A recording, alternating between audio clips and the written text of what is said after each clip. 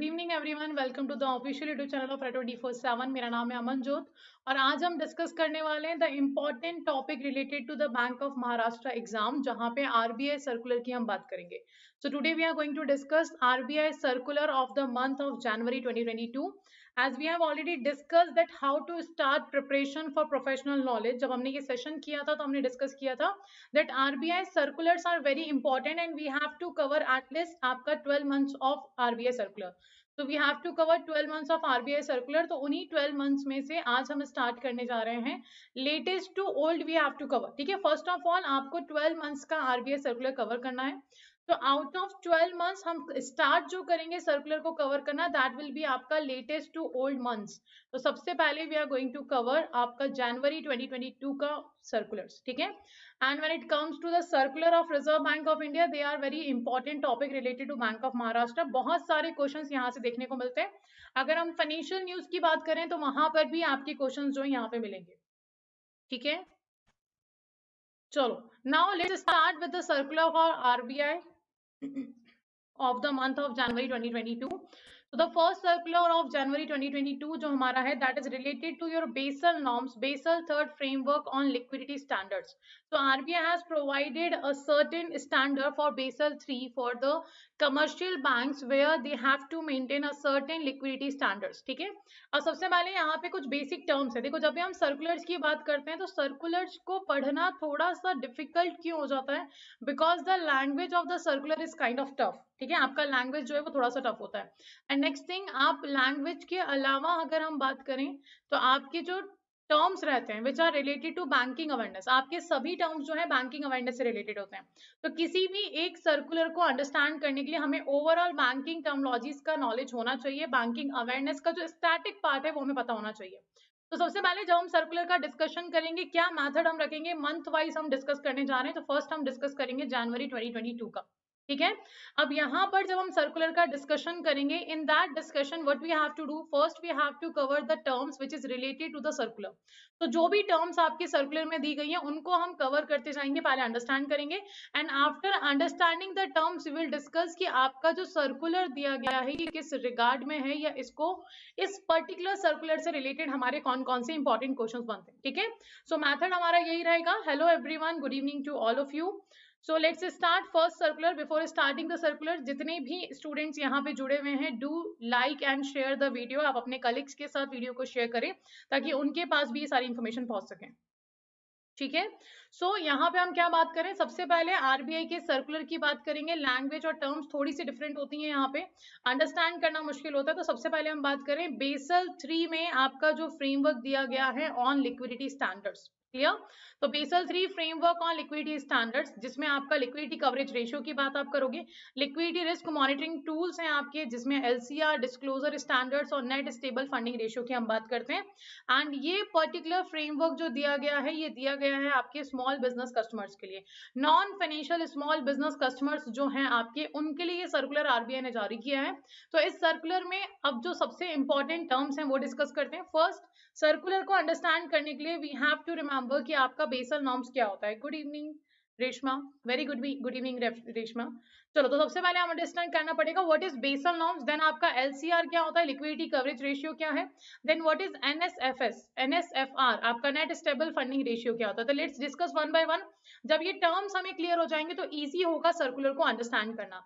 तो first of all Basel norms की अगर हम बात करें तो these Basel norms are international, these are international banking regulations। ये आपके इंटरनेशनल बैंकिंग रेगुलेशंस हैं। these are international banking regulations which were issued by, जो कि इशूड किए जाते हैं BCBS के द्वारा। Now what is BCBS? BCBS stands for आपका Basel committee on banking supervision. अब एब्रीवेशन भी आपके लिए तो बहुत इंपॉर्टेंट है, इसका एब्रीवेशन फुल फॉर्म क्या है, Basel committee on banking supervision, on banking supervision। ठीक है, this is the full form of BCBS, आपका Basel committee on banking supervision. Abbreviation से भी क्वेश्चंस बनते हैं, तो एब्रीविएशंस भी आप लोगों के लिए बहुत इंपॉर्टेंट होते हैं। कौन से एब्रीविएशन? जितने भी बैंकिंग एंड फाइनेंशियल एब्रीविएशंस हैं, हम NPCI की बात करें, हम BCBS की बात कर रहे हैं, इसके अलावा अगर हम UPI की बात करें, USSD की बात करें, इसके अलावा अगर हम देखा जाए तो आपका लीगल एंटिटी आइडेंटिफायर LEI क्या होता है, इनके फुल फॉर्म्स भी आपके लिए इंपॉर्टेंट होते हैं। तो first of all Basel norms की हम यहाँ पे बात करें तो बेसल नॉर्म्स को पढ़ते वक्त एक एब्रीविएशन हमें दिखा, दैट इज BCBS, जो आपको पता होना चाहिए, that it represent the Basel committee on banking supervision.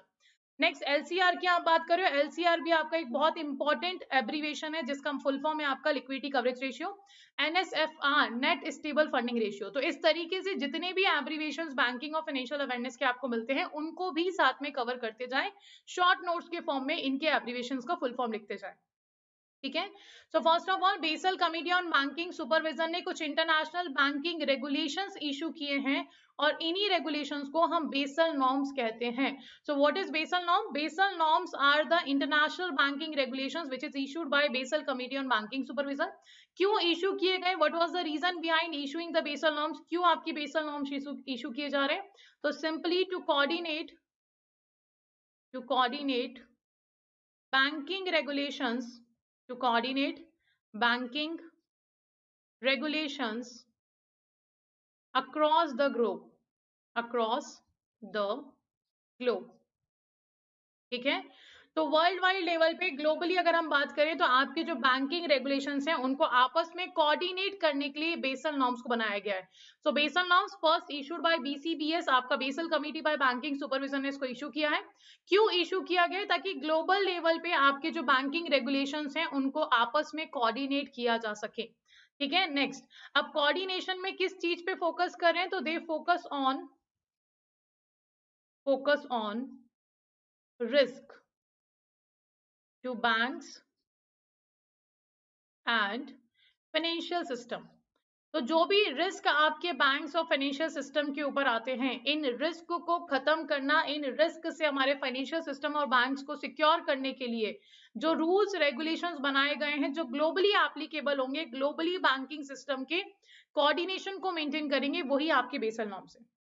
Okay, so Basel norm, I hope यहाँ से आपको क्लियर होगा क्या है बेसल नॉर्म्स। बेसल नॉर्म एक खुद में एक बहुत बड़ा बैंकिंग टर्मिनोलॉजी का टॉपिक है, आपका एक पर्टिकुलर बैंकिंग अवेयरनेस का टॉपिक है, जिसमें आपको 3 बेसल नॉर्म्स पढ़ने होते हैं, Basel accord 1, Basel accord 2 and Basel accord 3। जब हम बेसल को स्टडी करेंगे तो bank for international settlement BIS की बात भी हम करेंगे। यहाँ पे टू अंडरस्टैंड सर्कुलर हमें ये पता होना चाहिए आपका बेसल नॉर्म है क्या। तो first of all Basel norms are the international banking regulations which were issued by Basel committee on banking supervision.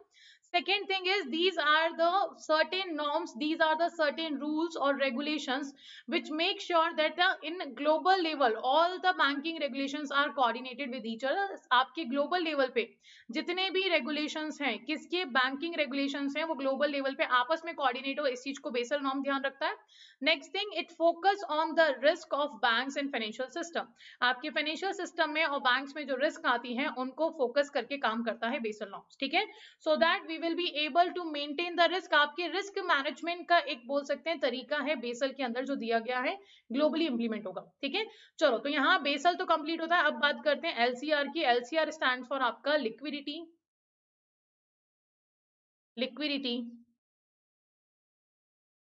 Coverage ratio. ठीक है, LCR स्टैंड फॉर आपका लिक्विडिटी कवरेज रेशियो। अब ये लिक्विडिटी कवरेज रेशियो क्या होता है? लिक्विडिटी रेशियो का बात करें हम, अगर सबसे पहले मैं आपको ये बताऊं what is the meaning of liquidity, तो लिक्विडिटी का मतलब सिंपल सा होता है कैश फ्लो होना। ठीक है, लिक्विडिटी मींस कैश। तो जब भी आप कैश की बात करो, it means we are talking about the liquidity. Money supply की बात करें, it means we are talking about the liquidity. तो something which is in the form of cash और something which can easily converted into the form of cash, वो आपका liquidity ratio को show करता है। किसको शो करता है? लिक्विडिटी रेशियो को। तो कोई भी ऐसी एसेट आपकी जिसको इजीली कैश में कन्वर्ट किया जा सकता है या वो खुद कैश के फॉर्म में है, वो आपका लिक्विडिटी रेशियो को बताता है। ठीक है, now LCR liquidity coverage ratio क्या होता है, इसको डिस्कस करते हैं। ये क्या होता है? So it is the proportion of high liquid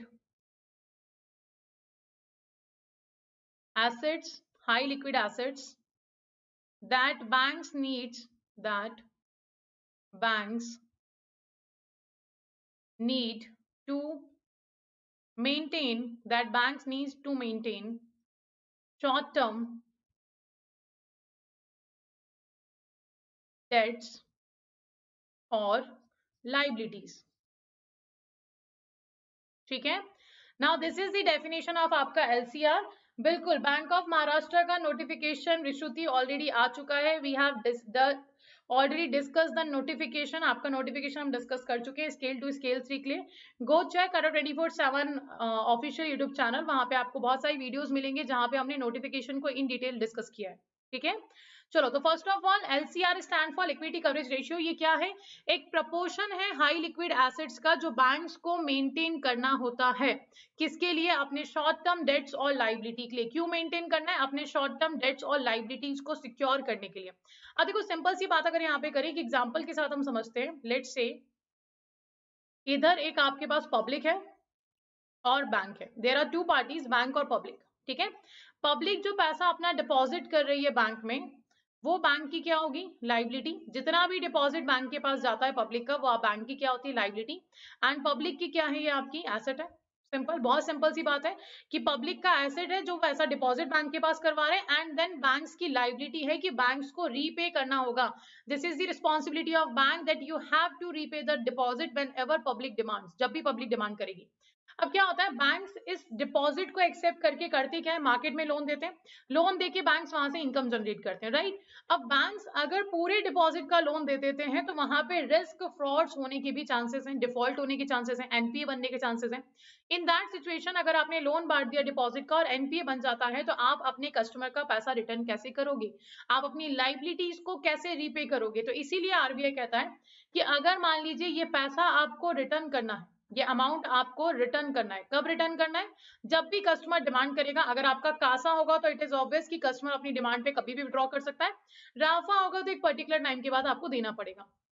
तो हमने कहा जब रिटर्न करने की बात आती है और ये रिटर्न बैंक्स को करना होगा और बैंक के पास पैसा नहीं होगा, इन दैट सिचुएशन क्या होगा? पब्लिक का पैसा है, लौटाना पड़ेगा. नहीं दोगे तो बैंक की रेपुटेशन पे इंपैक्ट पड़ेगा और इमीडिएटली आरबीआई भी आपके पास कैश अवेलेबल नहीं करवा पाएगा. तो यहाँ पे बैंक्स को कहा गया है कि आपके जितने भी शॉर्ट टर्म लाइबिलिटीज का पेमेंट आपको करना है. शॉर्ट टर्म यहाँ पे ड्यूरेशन दिया गया 1 मंथ का. ठीक है, कितने टाइम का? 1 मंथ का. एलसीआर के अंदर हम बात करें 1 मंथ का शॉर्ट टर्म टाइम पीरियड आपको दिया गया है. तो यहाँ बोला है कि जब ये पैसा रिटर्न करने की बात आएगी कि 1 महीने के अंदर आपको पैसा पब्लिक को देना पड़ सकता है. देना ही पड़ेगा नहीं बोल रहे, देना पड़ सकता है.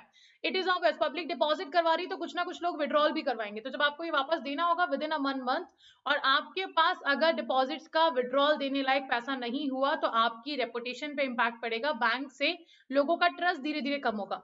बिकॉज मैं अपना पैसा बैंक के पास डिपॉजिट क्यों करवा रही हूँ? डिमांड डिपॉजिट्स में लाइबिलिटीज क्यों बैंक के ऊपर दे रही हूँ मैं? Demand liability. Because I know जब भी मुझे रिक्वायरमेंट होगी बैंक मुझे वो पैसा विड्रॉ करने की सर्विस देगा और वही नहीं मिल रही तो मेरा ट्रस्ट बैंकिंग सिस्टम से कम होगा. तो यहाँ पे आरबीआई ने क्या बोला, जब आपको ये शॉर्ट टर्म 1 मंथ के अंदर, शॉर्ट टर्म पीरियड एलसीआर में आपका 1 मंथ है, ये जरूर याद रखिएगा. ठीक है, तो यहाँ पे जब आपको ये पैसा वापस करना होगा, इस पैसे को रिटर्न करने के लिए आप क्या करिए? आप मेंटेन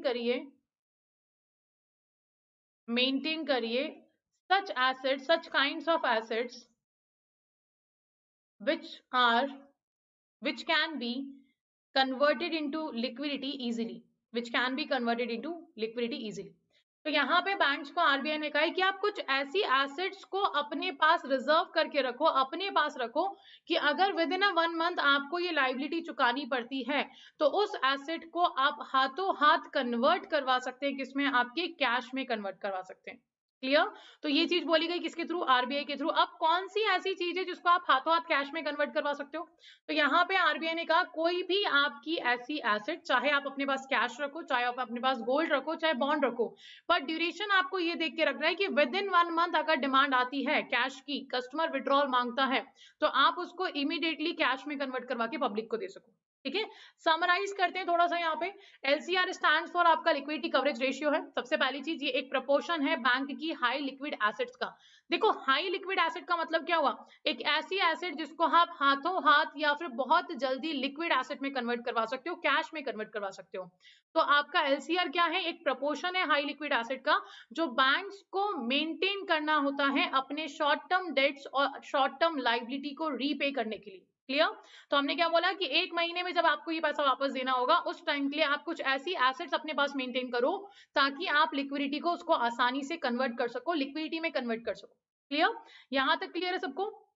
नाउ नेक्स्ट, अब यहाँ पे डिस्कस करते हैं आपका एक फॉर्मूला जो एलसीआर का होता है। एलसीआर के फॉर्मूले की अगर हम बात करें तो इसका फॉर्मूला होगा एलसीआर इक्वल्स टू आपका हाई क्वालिटी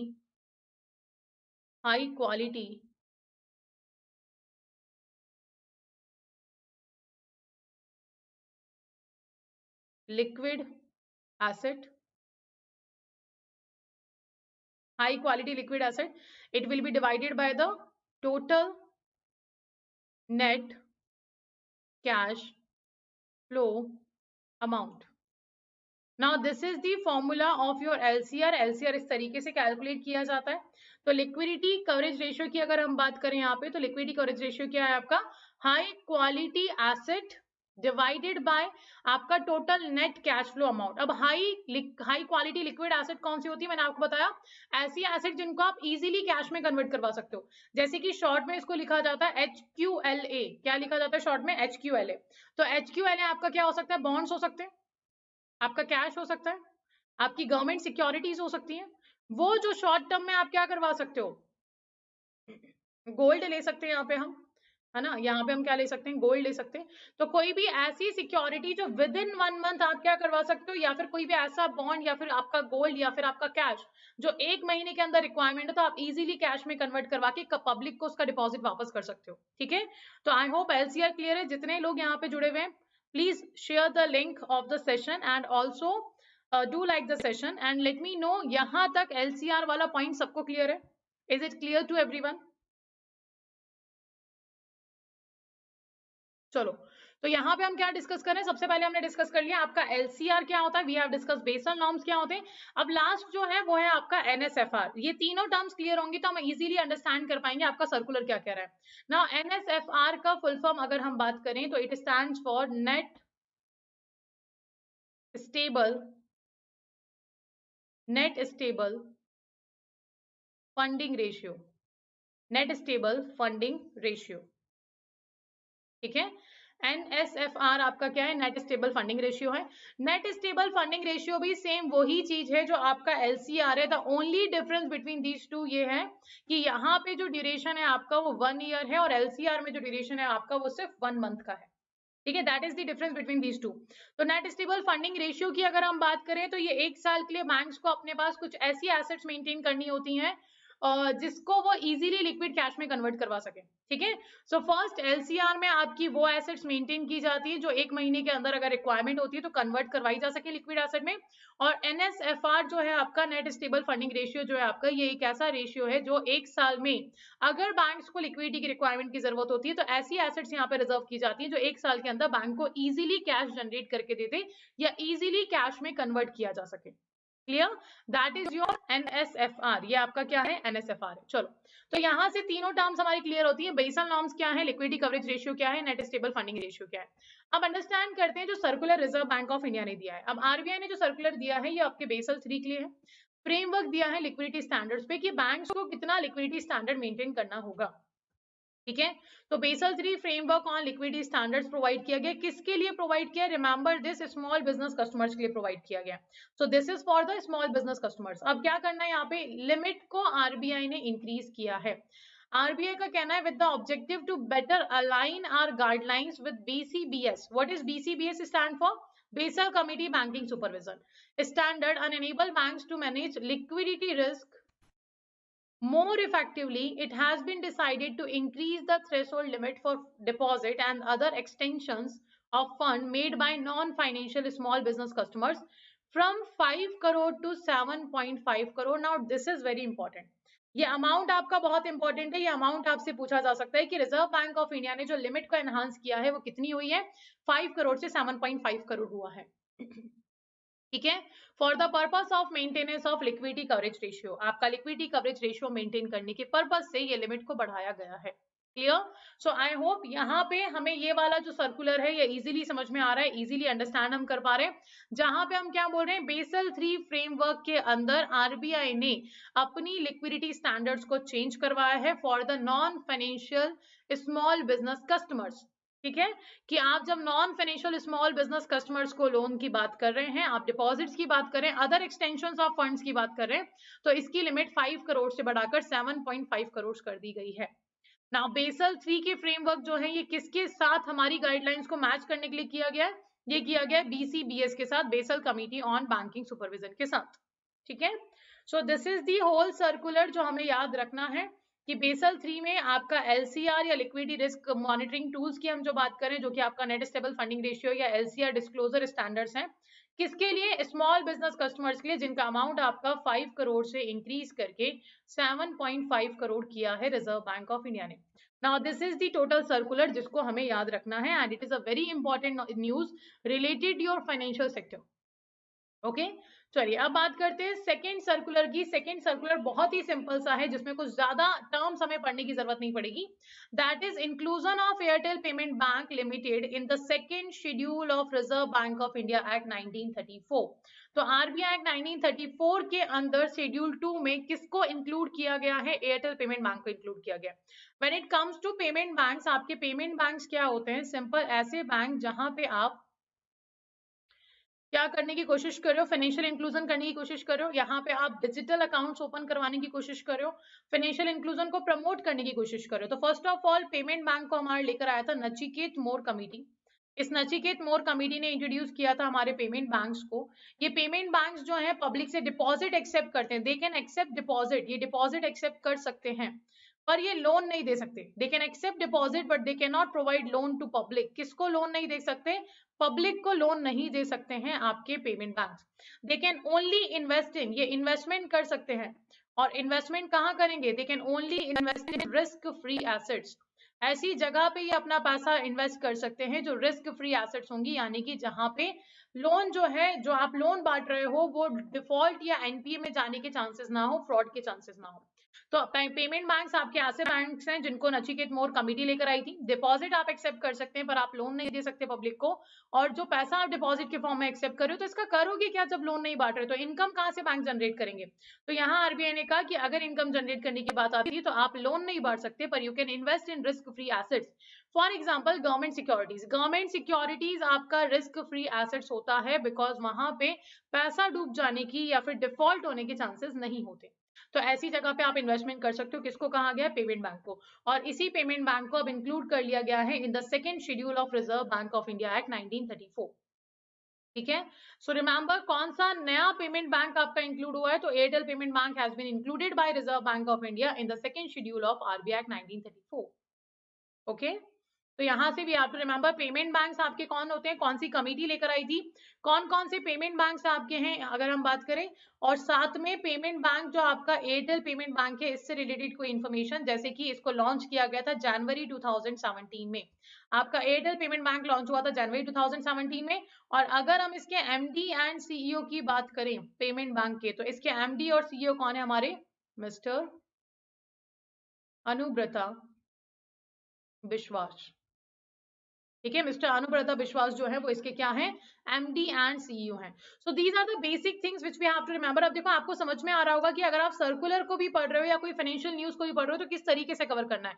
आपको कवर करना है फर्स्ट ऑफ ऑल जितने भी टर्म्स उस सर्कुलर से रिलेटेड है, बिकॉज आप सर्कुलर से रिलेटेड टर्म्स को जब कवर करते जाओगे तो आपका बैंकिंग अवेयरनेस का पार्ट अपने आप कवर हो जाएगा। मैंने आपको पहले ही बताया था बैंकिंग अवेयरनेस वाला पार्ट जो है, बैंकिंग टर्मिनोलॉजीज वाला पार्ट जो है सबसे बड़ा पार्ट है। It has a huge syllabus, आपका बैंकिंग अवेयरनेस अपने आप में पूरा एक सब्जेक्ट बन जाता है।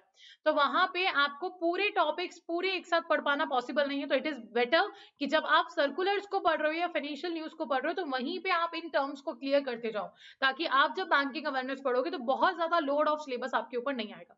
ठीक है, तो यहाँ पे हमने देख लिया पेमेंट बैंक्स क्या होते हैं, इनका मेन फंक्शन क्या है, डिपॉजिट एक्सेप्ट करते हैं, रिस्क फ्री एसेट्स में इन्वेस्टमेंट करते हैं, फाइनेंशियल इंक्लूजन को प्रमोट करें, नचिकेत मोर कमेटी लेकर आइए। इसमें बहुत सारी चीजें जो पेमेंट बैंक में भी अभी पढ़नी है। जब आप इंडियन फाइनेंशियल सिस्टम को पढ़ोगे तो इंडियन फाइनेंशियल सिस्टम में आपको पढ़ना पड़ेगा कि पेमेंट बैंक्स के अदर रेस्ट्रिक्शंस क्या है। जैसे कि इनको बोला गया है फाइनेंशियल इंक्लूजन के लिए 25% ब्रांचेस आप जो भी ओपन कर रहे हैं उनमें से 25% ब्रांचेस आपको अनबैंक्ड रूरल एरिया में ओपन करनी होंगी। ठीक है, नेक्स्ट आपका एफडीआई की लिमिट कितनी है ना। देन इसके अलावा हम बात करें तो यहाँ पे एक छोटा सा क्वेश्चन बनता है पीएसएल के टारगेट का। तो पेमेंट बैंक का कोई पीएसएल टारगेट नहीं होता है, स्मॉल फाइनेंस बैंक का होता है। ठीक है, तो यहाँ पे पेमेंट बैंक के साथ स्मॉल फाइनेंस बैंक आए थे, तो अब देखो रिलेटेड क्वेश्चन पूछे जा सकते हैं। आरबीआई भी जानता है, सेबी भी जानता है, बैंक ऑफ महाराष्ट्र भी जानता है, एसबीआई भी जानता है। सभी एग्जाम जो आपका कंडक्टिंग करवाने वाली अथॉरिटीज हैं, दे नो, जो बैंक्स हैं दे नो कि आप पढ़कर आओगे कि एयरटेल पेमेंट बैंक जो है वो सेकंड शेड्यूल में इंक्लूड कर लिया गया। नाउ अब आपसे डायरेक्ट क्वेश्चन ना पूछ के इनडायरेक्ट क्वेश्चन पूछते हैं। अब वो आपसे पेमेंट बैंक के बारे में पूछने की कौन सी कमिटी लेकर आया था, payment bank, Airtel payment bank बना कब था, इसके एमडी सीईओ कौन है एट प्रेजेंट। ठीक है, ये चीज पूछ सकते हैं। या फिर पेमेंट बैंक से रिलेटेड इन्फॉर्मेशन आई थी रिसेंटली न्यूज में रहा है, तो पूछ सकते हैं एफडीआई लिमिट क्या है पेमेंट बैंक्स के लिए। ठीक है, so we have to cover each and every detail which is related to the circular, because ये इंपॉर्टेंट है आपके लिए। और जरूरी नहीं है आरबीआई के सर्कुलर को डायरेक्ट क्वेश्चन के फॉर्म में आपसे पूछा जाए, उससे रिलेटेड इन्फॉर्मेशन भी पूछी जा सकती है। तो you have to cover everything which is related to your circular. Okay, चलो आगे बढ़ते हैं, नेक्स्ट सर्कुलर की बात करते हैं, that is retail direct scheme. The next circular is our retail direct scheme. ठीक है, नाउ ये retail direct scheme market making जो है हमारा ये रिजर्व बैंक ऑफ इंडिया लेकर आया है। What is the main objective. अच्छा, गवर्नमेंट स्कीम्स भी आपके लिए बहुत इंपॉर्टेंट है। All the government scheme which is related to central government और state government, your banking system, your insurance system, जिस भी पर्टिकुलर सेक्टर से रिलेटेड है, we have to cover each and every government schemes. ठीक है, आपका interview में भी बहुत इंपॉर्टेंस हो जाता है गवर्नमेंट स्कीम का, बिकॉज दे नो आप ऑलरेडी एक्सपीरियंस्ड है, आपने इन अ बैंक काम किया है या फिर आपने एज अ पर्सन काम करा है, ब्रांच हेड क्या करा है या क्रेडिट फैसिलिटीज में आपने काम किया है। तो दे नो कि जब आप बैंक में रह के काम कर चुके हो तो इट इज ऑब्वियस कि आपने क्या किया होगा, इन स्कीम्स को पढ़ा होगा, प्रैक्टिकली डील भी किया होगा। तो इंटरव्यू में बहुत सारे क्वेश्चंस आपकी स्कीम से रिलेटेड बन जाते हैं। ठीक है, चलो आरबीआई डायरेक्ट स्कीम की यहाँ पे बात करें, सॉरी रिटेल डायरेक्ट स्कीम की अगर हम ये बात करें, तो ऑब्जेक्टिव क्या है इस स्कीम का, टू प्रमोट रिटेल पार्टिसिपेशन। क्या प्रमोट करना है, रिटेल पार्टिसिपेशन। कहाँ पे, गवर्नमेंट सिक्योरिटीज में। कहाँ पे करना है, गवर्नमेंट सिक्योरिटीज में करना है। Government securities simple are the securities issued by government of India to raise fund from the market. वो सिक्योरिटीज जो आरबीआई के थ्रू गवर्नमेंट मार्केट में इशू करवाता है फंड्स को रेज करने के लिए, वो आपकी गवर्नमेंट सिक्योरिटीज है। It can be traceable, it can be dated government security, it can be आपका we can say national saving certificate, Kisan Vikas पत्र, इट कैन बी एनीथिंग। ठीक है, कोई भी government security, cash management bill हो सकते हैं आपके। तो government security by providing prices और quotas codes to retail direct gilt account holders, enabling them to buy sell securities under RBI retail direct scheme। तो हम बोल सकते हैं वन स्टॉप विंडो बना दिया, आपको परेशान नहीं होना पड़ेगा। जितना भी रिटेल पार्टिसिपेशन गवर्नमेंट सेक्टर में, गवर्नमेंट सिक्योरिटीज में करना चाहते हैं लोग, वो डायरेक्टली कर सकते हैं एक ही जगह से। इसलिए हम क्या लेकर आए, रिटेल डायरेक्ट स्कीम लेकर आए। तो सिंपल ये आपका प्रोवाइड करेगा प्राइजेस और कोड्स आपके जो भी पर्टिकुलर बॉन्ड से या सिक्योरिटी से रिलेटेड होंगे। किसको प्रोवाइड करेगा, रिटेल डायरेक्ट गिल्ट अकाउंट में प्रोवाइड करेगा, जो भी गिल्ट अकाउंट होल्डर है। नाउ वन इंपॉर्टेंट थिंग, ये गिल्ट अकाउंट होल्डर्स जो है ये अकाउंट कहाँ खुलवाते हैं, तो रिटेल डायरेक्ट गिल्ट अकाउंट जो आपके हैं, these accounts are owned we can say deal by or managed by Reserve Bank of India। ये अकाउंट्स आपके कहाँ पे होते हैं, आरबीआई के पास होते हैं। तो ये अकाउंट्स कहाँ पे रखे जाएंगे, आरबीआई के पास रखे जाएंगे। ठीक है, with RBI these accounts are maintained by retail participators with RBI। तो रिटेल पार्टिसिपेटर्स जो हैं आरबीआई के साथ ये अकाउंट मैनेज करते हैं ना। अब करना क्या है इस स्कीम के अंदर, जितने भी रिटेल पार्टिसिपेशंस हैं हमारे, जितने भी रिटेल पार्टिसिपेटर्स हैं जो गवर्नमेंट सिक्योरिटीज में पार्टिसिपेट करना चाहते हैं, उनको उनके अकाउंट होल्डर्स को क्या प्रोवाइड किया जाएगा, प्राइजेस और कोड्स प्रोवाइड किए जाएंगे आपकी गवर्नमेंट सिक्योरिटीज के, जहां से वो बाय और सेल कर सकते हैं सिक्योरिटीज को under RBI retail direct scheme. ठीक है, this is the objective of that particular this particular scheme. Next क्या बोल रहे हैं, for providing one stop access facility. One stop access facility provide करनी है इन्वेस्टमेंट में, कहाँ पे, गवर्नमेंट सिक्योरिटीज में, किसको, रिटेल इन्वेस्टर्स को। तो जितने भी रिटेल इन्वेस्टर्स हैं या रिटेल पार्टिसिपेटर्स हैं जो गवर्नमेंट सिक्योरिटीज में इन्वेस्टमेंट करना चाहते हैं, उनको one stop access facility provide करने की कोशिश कर रहा है आपका Reserve bank of India with the help of retail direct scheme. तो इनका जो अकाउंट है, retail direct gilt account holder जो भी हैं, इनको प्राइस और कोड्स बता दिए जाएंगे, उसके अकॉर्डिंग ये सेल और बाय कर सकते हैं गवर्नमेंट सिक्योरिटी को। इनको क्या नहीं करना पड़ेगा, मल्टीपल सोर्सेज कमर्शियल बैंक के पास या आरबीआई के पास बार बार आपको चेंज नहीं करना पड़ेगा किससे आप सिक्योरिटीज को सेल और परचेज कर रहे हो। आप डायरेक्टली एक सिंगल प्लेटफॉर्म से ही काम कर सकते हैं, ठीक है। Now in this connection to provide liquidity in the secondary market, a market making arrangement wherein the primary dealers कौन होते हैं, आरबीआई अलाउ करता है प्राइमरी डीलर्स को to participate in the government securities. Primary dealers can be your commercial bank, can be your insurance company, can be your pension funds, कुछ भी हो सकते हैं, पर कौन अलाउ कर रहा है, आरबीआई अलाउ कर रहा है। तो आरबीआई प्राइमरी डीलर्स को लेकर आया था गवर्नमेंट सिक्योरिटी मार्केट में, जहां पे आरबीआई इनको लाइसेंस देता है कि आप गवर्नमेंट सिक्योरिटी की सेलिंग परचेसिंग कर सकते हैं इन द मार्केट, ठीक है। तो वो होते हैं आपके प्राइमरी डीलर्स। तो यहाँ पे सेकेंडरी मार्केट में लिक्विडिटी प्रोवाइड करने के लिए wherein primary dealer shall be present on the NDSOM platform, ये क्या है मैं थोड़ी देर में आपको बता रही हूँ, है ना, throughout market hours and respond to buy sell request of retail direct gilt account holders. तो जितने भी आपके रिटेल इन्वेस्टर्स हैं, ठीक है, उन सभी रिटेल इन्वेस्टर्स के लिए हम यहाँ पे बात करें, जितने भी आपके रिटेल डायरेक्ट अकाउंट होल्डर हैं यानी कि रिटेल इन्वेस्टर्स हैं, वो जब इन्वेस्टमेंट करना चाहते हैं गवर्नमेंट सिक्योरिटी में, तो वन स्टॉप एक्सेस में आरबीआई की रिटेल डायरेक्ट स्कीम के थ्रू इन्वेस्टमेंट कर सकते हैं, ठीक है। जहां पे आपके प्राइमरी डीलर जो है, सेकेंडरी मार्केट में भी लिक्विडिटी बढ़ा रहा है। सेकेंडरी मार्केट आपको पता होगा, जब भी हम फाइनेंशियल मार्केट की बात करते हैं और कैपिटल मार्केट में आते हैं, तो कैपिटल मार्केट में आपका प्राइमरी एंड सेकेंडरी दो टाइप के मार्केट होते हैं। प्राइमरी मार्केट जहां पे आपके न्यू इशू किए जाते हैं, सेकेंडरी मार्केट में आपका आता है गिल्ट मार्केट, है ना, गिल्ट एज मार्केट जो होता है जहां पे गवर्नमेंट सिक्योरिटीज की सेलिंग परचेसिंग होती है, जिसको आरबीआई मैनेज करता है। तो उस सेकेंडरी मार्केट में लिक्विडिटी प्रोवाइड करने के लिए प्राइमरी डीलर्स की हेल्प से, वो प्राइमरी डीलर्स जिनको आरबीआई ने लाइसेंस दिए तभी वो प्राइमरी डीलर की तरह काम कर सकते हैं, कहाँ प्रेजेंट होंगे, NDSOM प्लेटफॉर्म पे प्रेजेंट होंगे। जो भी मार्केट आवर्स हैं यानी कि आपकी ट्रेडिंग आवर्स हैं, उन ट्रेडिंग आवर्स में बाय और सेल रिक्वेस्ट जो आई होगी, किसकी तरफ से आई होगी, रिटेल इन्वेस्टर्स की तरफ से आई होगी, उनको एंटरटेन किया जाएगा ताकि उनको एक जगह से, एक ही प्लेटफॉर्म से सेल और बाय करने की फैसिलिटी मिले, ठीक है। जब वन स्टॉप एक्सेस आपको मिल जाएगा तो it will be more easy to invest, easy करना होगा, इन्वेस्ट करना आसान हो जाएगा। तो इन्वेस्टर्स के लिए फायदा क्या है, उनको मल्टीपल प्लेटफॉर्म पे नहीं जाना पड़ रहा, है ना, एक सिंगल प्लेटफॉर्म से वो क्या कर सकते हैं, इन्वेस्टमेंट कर सकते हैं। गवर्नमेंट के लिए फायदा क्या है, जब इन्वेस्टमेंट आसान हो जाएगा, ईज कर दिया जाएगा इन्वेस्टमेंट को, तो ज्यादा लोग इन्वेस्ट करना चाहेंगे, तो गवर्नमेंट की फंडिंग्स भी रेज होंगी वहां से, ठीक है। चलो अब ये NDSOM प्लेटफॉर्म क्या है, थोड़ा सा इसको समझ लेते हैं। NDSOM स्टैंड फॉर आपका negotiated dealing system, negotiated dealing system, order matching system और प्लेटफॉर्म।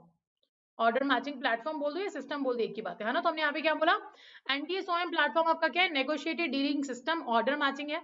तो ये क्या है आपका, ये एक पर्टिकुलर प्लेटफॉर्म बनाया गया डीलिंग के लिए फॉर द गवर्नमेंट सिक्योरिटीज। तो ये क्या है आपका, this is your electronic screen based order driven trading system for dealing in government securities, ठीक है। तो ये प्लेटफॉर्म आपका क्या है, अगर हम बात करें NDSOM प्लेटफॉर्म की, तो first of all full form आपको याद रखना है। फुल फॉर्म आपका क्या होता है, negotiated dealing system order matching system, ठीक है। या प्लेटफॉर्म, सिस्टम नहीं तो यहाँ पे हम क्या बोल देंगे, दिस इज सिंपल आपका प्लेटफॉर्म है। तो ये एक ऐसा प्लेटफॉर्म है जो क्या कर रहा है, इलेक्ट्रॉनिक स्क्रीन बेस्ड सिस्टम है। जैसे आपने देखा ना, NSE का नाम आपने सुना होगा, नेशनल सिक्योरिटी एक्सचेंज जो है हमारा, नेशनल सिक्योरिटीज एक्सचेंज क्या है, हमारी कंट्री का पहला electronic screen based automated trading system है। तो ये क्या है आपका, एक स्क्रीन ऑनलाइन ट्रेडिंग जो शो करता रहता है, वही सिंपल आपका स्क्रीन बेस्ड सिस्टम है। तो यहाँ पे ये electronic screen based order driven trading system है, जहां पे डील किया जाता है गवर्नमेंट सिक्योरिटीज में, ठीक है। किसमें डील किया जाएगा, गवर्नमेंट सिक्योरिटीज में डील किया जाएगा।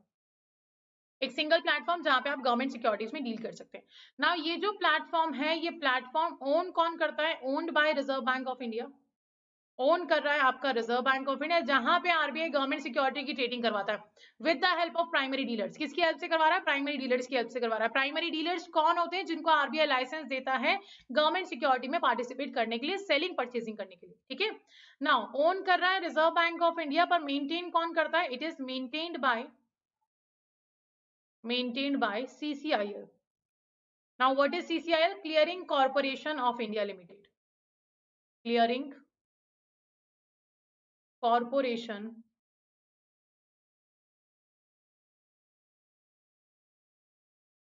Clearing corporation of India limited, ठीक है। This is the corporation of government of India, जो आरबीआई के साथ मिलकर क्या करता है? ट्रेडिंग करवाता है गवर्नमेंट सिक्योरिटीज की।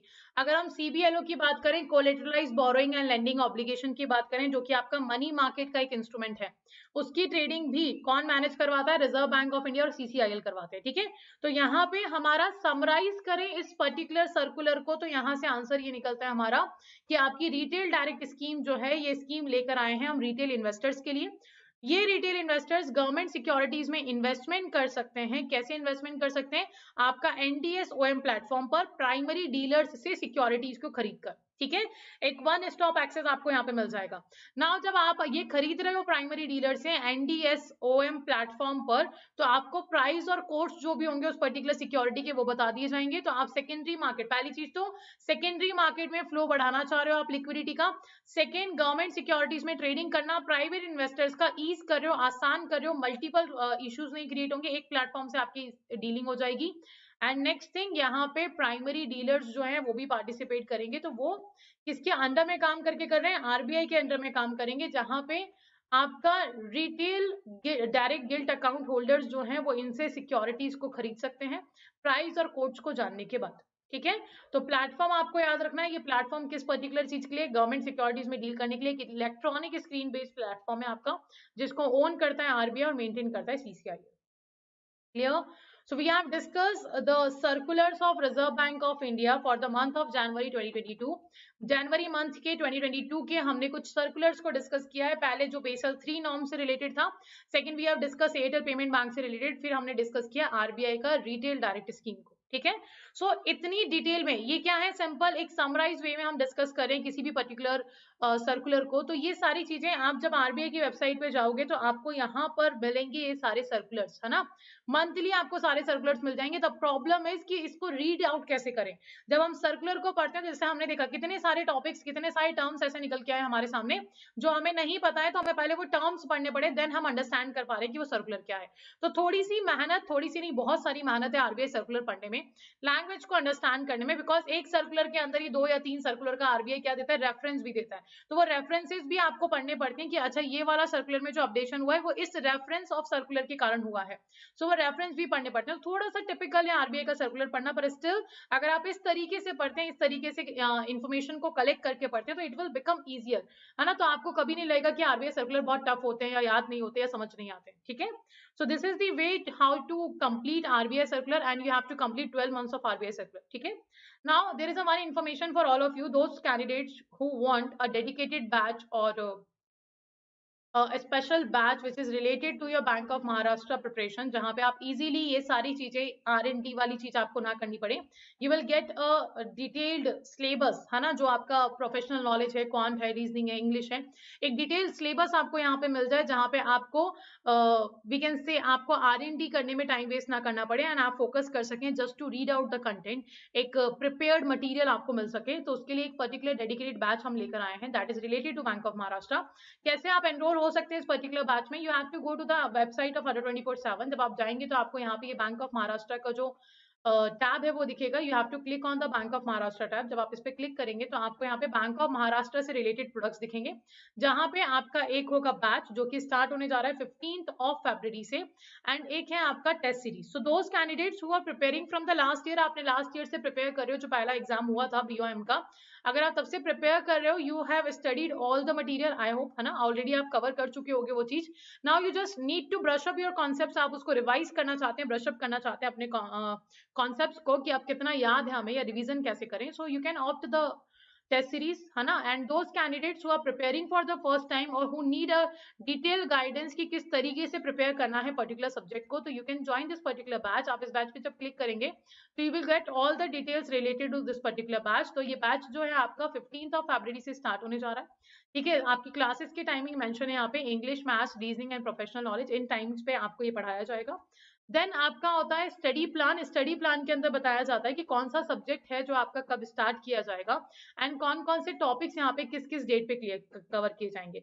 So it is easy for you, जब आप स्टडी प्लान के अकॉर्डिंग पहले से स्टडी प्लान को स्टडी करके देखते हैं और फिर क्लासेस को अटेंड करते हैं, तो इट बिकम्स ईजियर कि आप थोड़ा सा क्या कर लेते हैं, रिवीजन कर लेते हैं, टॉपिक को अंडरस्टैंड कर लेते हैं, ठीक है। So this is the proper syllabus जहां पे आपका मैथ्स, रीजनिंग, इंग्लिश और प्रोफेशनल नॉलेज की हम बात करेंगे, and this is the timing of your particular batch. हर एक सब्जेक्ट का टाइमिंग यहाँ पे मेंशन है, ठीक है। And how to opt this batch, अब आप क्या कर सकते हैं, ये सारी डिटेल्स देखने के बाद after reading each and every detail related to the batch, you have to go to the view offer option. यहाँ पर जब आप जाएंगे तो आपको अपनी एक ऑफिशियल आईडी यहाँ पे देनी होगी। After giving an official ID आप कोड यूज कर सकते हैं Y343। इस कोड को जब आप यूज करेंगे तो यू विल गेट डिस्काउंट, जिसमें आपका ये जो बैच है वो 2700 का आपको पड़ेगा, ठीक है। And the next thing, if you want 1% additional discount, तो आप अडर 24/7 की एप्लीकेशन से भी इसको ज्वाइन कर सकते हैं, वहां पे आपको एडिशनल 1% डिस्काउंट मिलेगा, ठीक है, when it comes to the price. अब वहां पे दोज स्टूडेंट्स और those candidates who do not have Adda 24/7 application, do download the application, because जब आप एप्लीकेशन डाउनलोड करेंगे तो वहां पे आपको क्वांट, रीजनिंग, इंग्लिश के क्विज मिलेंगे, साथ में फाइनेंशियल अवेयरनेस का जो आपका न्यूज आने वाला है वो क्विज मिलेगा। तो आप कितना पढ़ रहे हैं दैट इज नॉट सफिशिएंट, उसका एनालिसिस करना भी बहुत जरूरी होता है। फॉर एग्जांपल, आप सभी टॉपिक, सिलेबस आपने ले लिया, स्टडी प्लान आप ले लिया हो, हर एक टॉपिक को आप पढ़ते जा रहे हो, ठीक है, बट द थिंग इज आप एनालिसिस नहीं कर रहे हो, तो आप कैसे बोल सकते हो कि एग्जाम में आपका परफॉर्मेंस अच्छा होगा। सिर्फ पढ़ना इज नॉट सफिशिएंट, एनालिसिस भी जरूरी है ना, आपको एनालिसिस करना पड़ेगा। फॉर दैट एनालिसिस आपके पास क्विजेस जो भी हैं वो इजीली अवेलेबल होंगे एडो 24/7 एप्लीकेशन पे, तो आप उन क्विज को टाइम बेस्ड प्रैक्टिस कर सकते हैं। जैसे कि आपको पता है क्वांट, रीजनिंग, इंग्लिश में आपका क्या है, 15 मिनट्स का सेक्शनल टाइमिंग दिया गया है, तो 15 मिनट्स में क्वांट, रीजनिंग, इंग्लिश के 20 क्वेश्चन आपको करने हैं, तो it is obvious time management करना पड़ेगा। और टाइम मैनेजमेंट के लिए सबसे बेस्ट ऑप्शन ये है कि टाइम बेस्ड प्रैक्टिस आप करो, और वो टाइम बेस्ड प्रैक्टिस के लिए आपको क्विज मिल जाएंगे हर एक सब्जेक्ट के, whether it is for financial news, whether it is for reasoning, quant और इंग्लिश, ठीक है।